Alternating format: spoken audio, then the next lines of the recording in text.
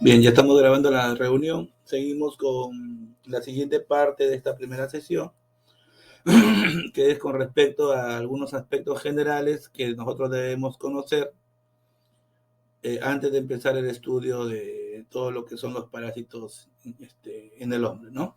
Que afectan a la salud humana.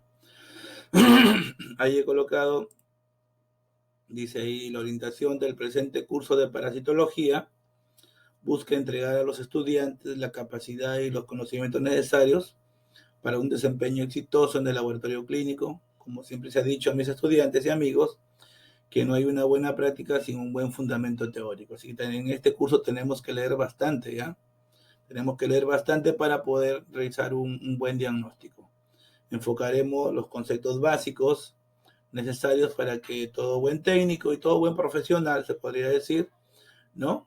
Deberían saber o deberían recordar, porque también hay colegas que pueden entrar a estos cursos, ¿no? Y es como una actualización de conocimiento, un refrescamiento de lo estudiado en aulas. Bien, primero definiremos los conceptos de parasitología, el concepto de parasitismo y parásito, ¿no? Dice la parasitología, parte de la biología, que estudia los parásitos y su relación con el hospedante, especialmente con el ser humano, ¿no? Porque esto es un curso de parasitología clínica. Otra definición de lo que es la parasitología, ya, es la ciencia que estudia a los protozoarios. Acá está dividiendo, ¿no? Es la ciencia que estudia a los protozoarios, a los helmintos y a los artrópodos, ¿no? Protozoarios parásitos, helmintos gusanos planos y redondos, y los artrópodos parásitos son los ectoparásitos, ¿no? Son insectos generalmente que van a afectar a la salud humana. Luego el concepto de parasitismo se produce cuando un individuo vive a expensas de otro al que puede perjudicar. Ya acuérdense que el parásito siempre nos va a quitar algo.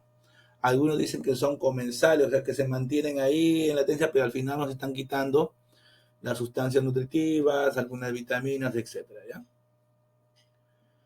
Parásito, organismo que se alimenta de las sustancias que elabora un ser vivo de distinta especie, viviendo en su interior o sobre su superficie, ¿no? Con lo que suele causarle algún daño o enfermedad.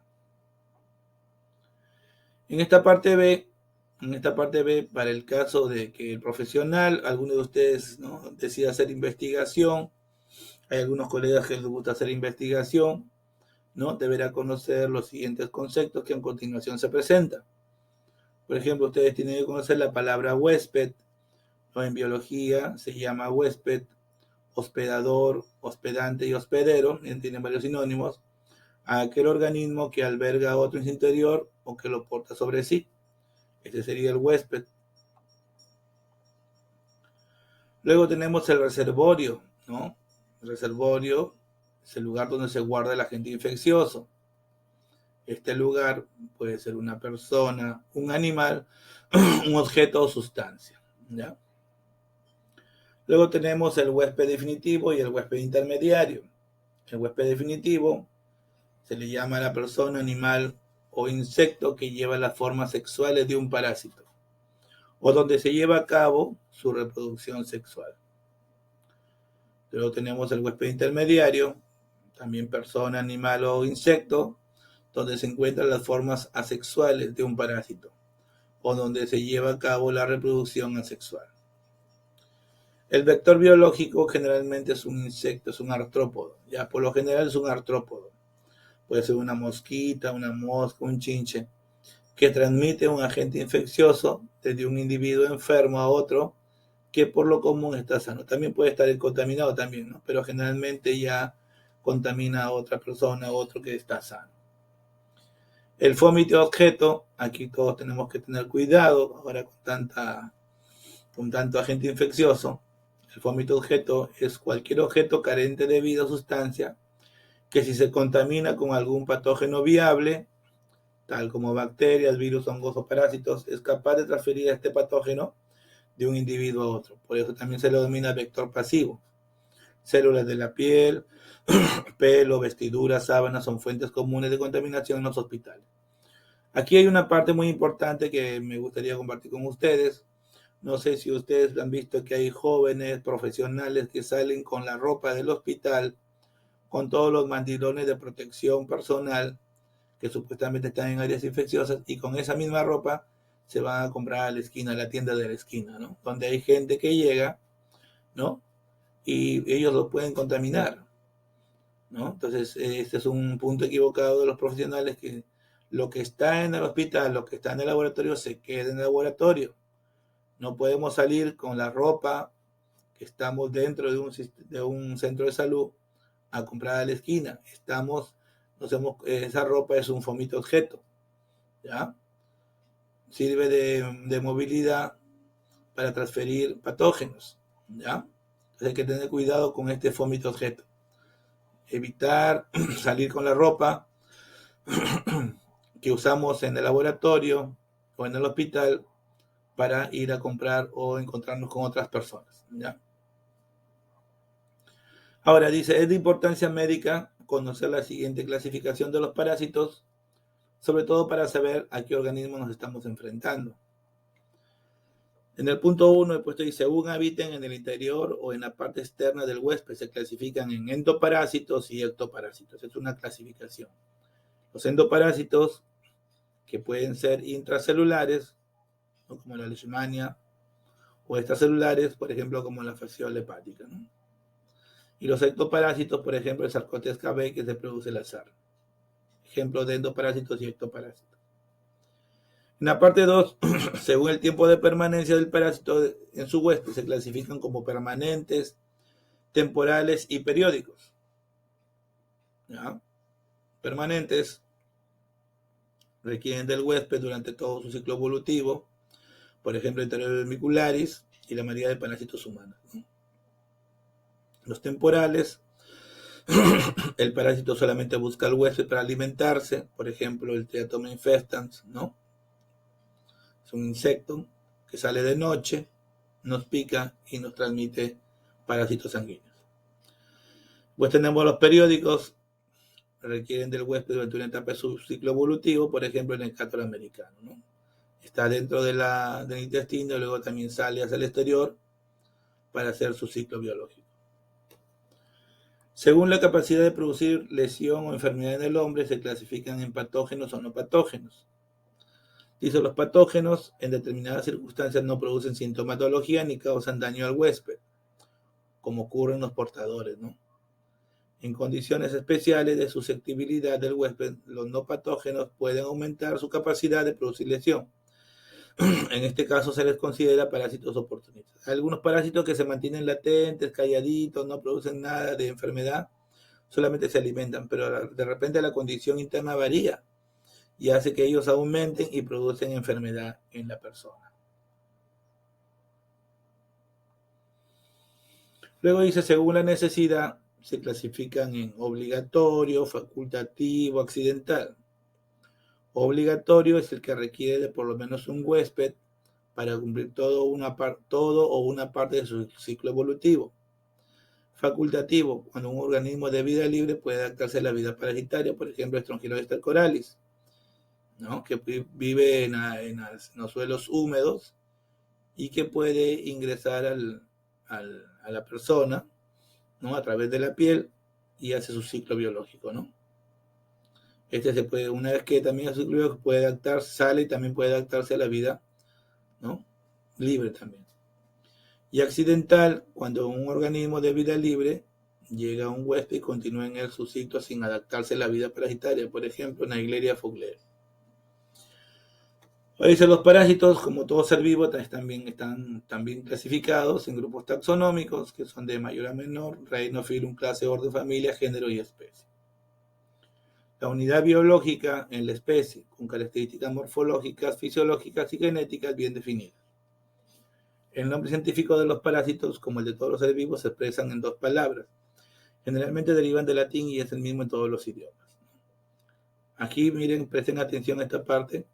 La primera palabra representa el género y se escribe con mayúscula. La primera letra se escribe con mayúscula. La segunda palabra corresponde al nombre de la especie y se escribe con minúscula, miren, ¿ya? Entamoeba coli, miren, ve. Ya se empieza con letra mayúscula y todo el resto es minúscula. ¿Ya? Bien. Acá tenemos una actividad de clase para que puedan ustedes leer un poquito y me responden estas preguntas. Estas preguntas también son una especie de evaluatario para unas futuras evaluaciones. Ya tienen ustedes las preguntas que deben ustedes leer. ¿Ya? Luego tenemos acá una lectura evaluada, ¿no? Lea la lectura y responda a las preguntas en las siguientes páginas. El tema es relacionado a la primera parte, ¿no?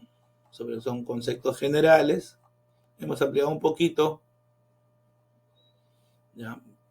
Los parásitos, las eucariotas, ¿no?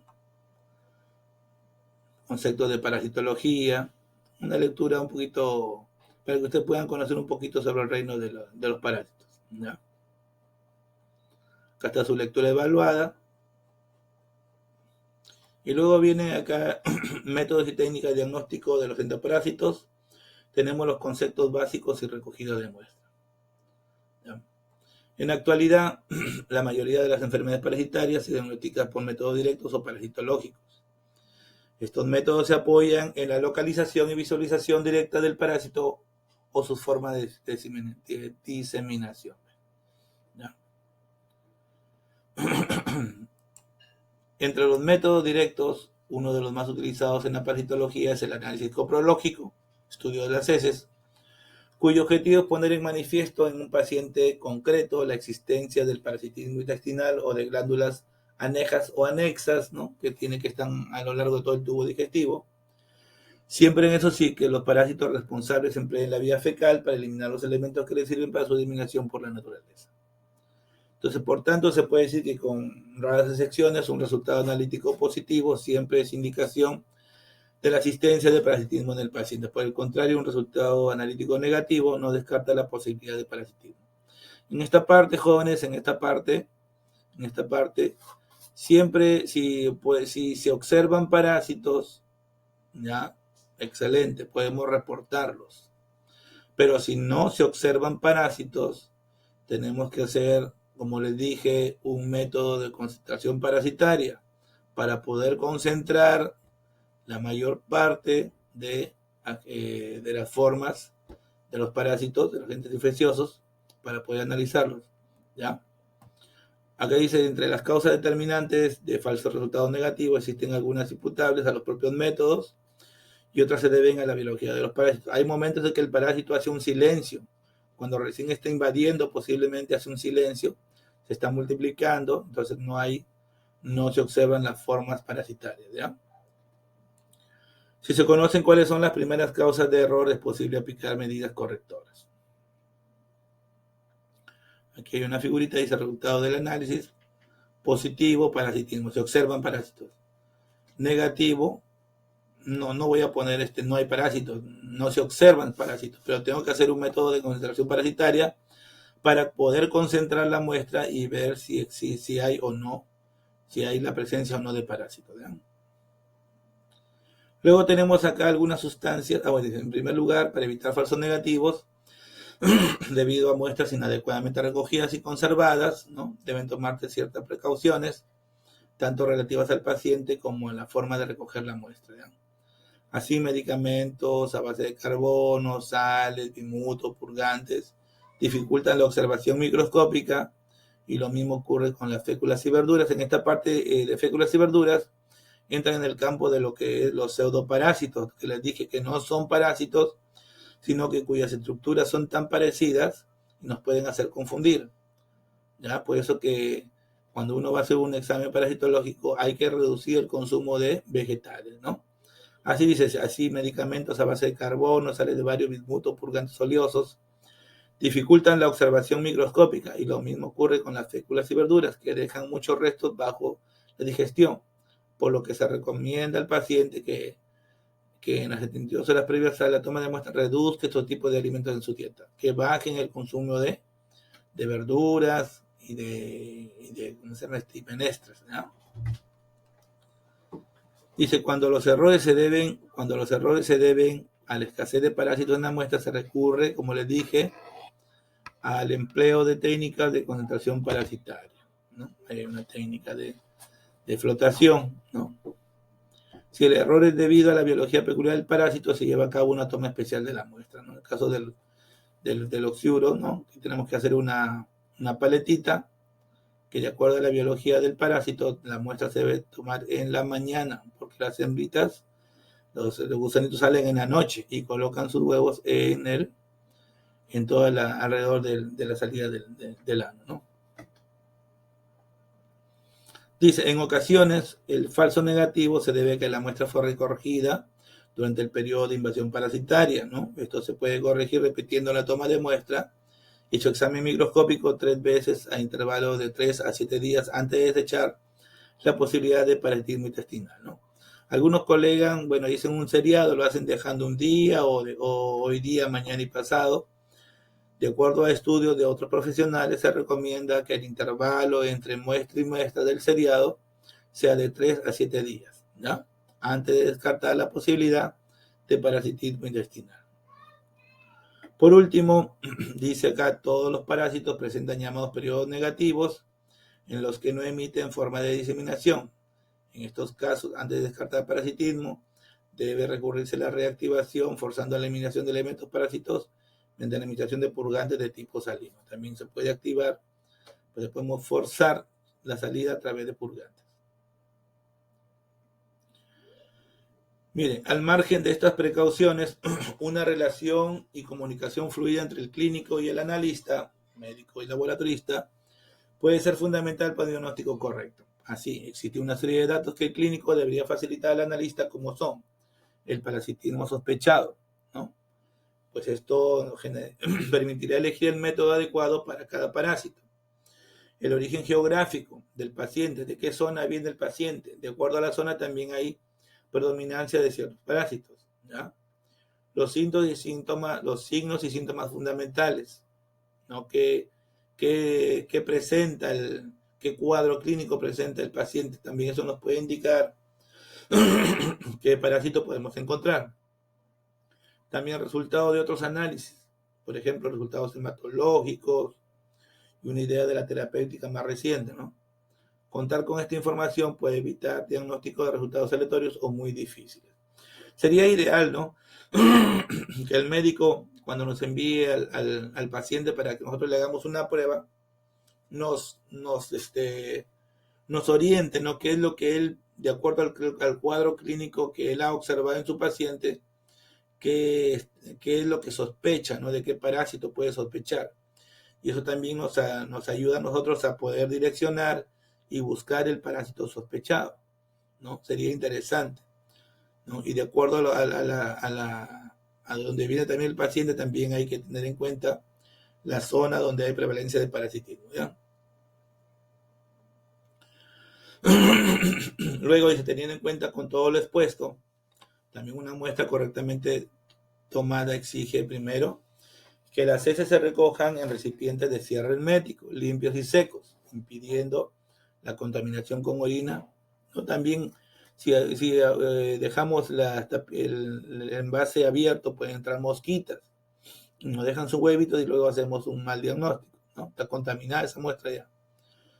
Segundo, que el tiempo transcurrido desde la recogida de la muestra a su estudio sea el mínimo posible, por lo que es ideal recogerla en el aseo del propio laboratorio, ¿no? Esto es lo ideal, pero a veces las personas no tienen ganas de ir al baño, ¿no? Si esto no es factible, cabe la posibilidad de demorar el análisis fecal hasta un máximo de 24 horas, siempre que las características de la muestra lo permitan, ¿no?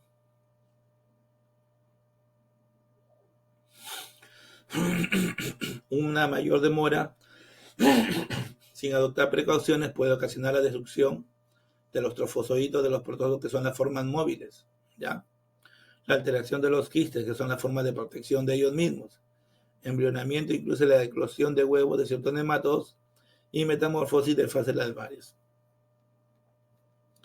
Para evitarlo, si las circunstancias en que han de realizarse el análisis imponen un retraso superior a las 24 horas, debemos añadir a la muestra sustancias conservadoras, siendo las más utilizadas el formular 7%, el formular 10%, que es lo más usado, ¿no? Nosotros usamos fórmula al 10%, ¿ya? También utilizamos fijadores como el MIF, solución mertiolate yodo formaldehído, el SAF, solución de acetato de sodio ácido acético formaldehído, y el PBA, solución fijadora de alcohol polvínico. Aunque nosotros más usamos el formol al 10%, que es más lo que tenemos a la mano. Bien, esto sería todo en cuanto a los conceptos generales y la recogida, recogida de muestras, ¿ya? Ahí tienen ustedes una serie de preguntas que deberán responder en base a la información presentada y que lo deben remitir para su evaluación. ¿Okay? Muchas gracias.